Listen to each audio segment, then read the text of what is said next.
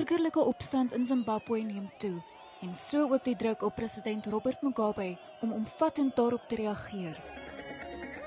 Die 92-jarige Mugabe is al amper 30 jaar aan bewind en ten spyte van betogings geniet ZANU-PF steeds groot steun by die stembusse. By die verkiesing in 2013 het die party 61% van stemme op hom verenig.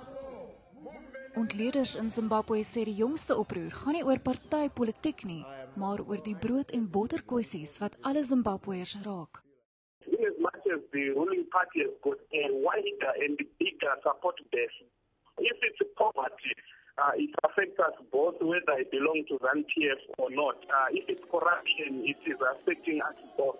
So these are the kind of sentiments that people are saying, citizens are saying, no, enough is enough.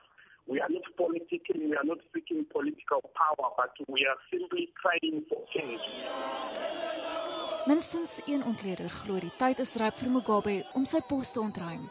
There's a real leadership problem in Zimbabwe. We've seen since the post-2013 election period serious factional battles within ZANU-PF as we haven't seen them before, leading of course to the expulsion of key members like Joyce Mujuru has now formed her own party.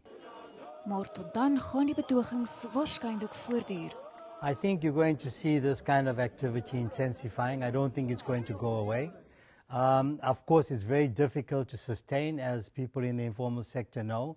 They have their livelihoods what's left of their livelihoods to retain. But I think the sheer hardships that they face and the fact that ZANU-PF seems to have no clue how to push the situation forward is going to force more protests of this kind.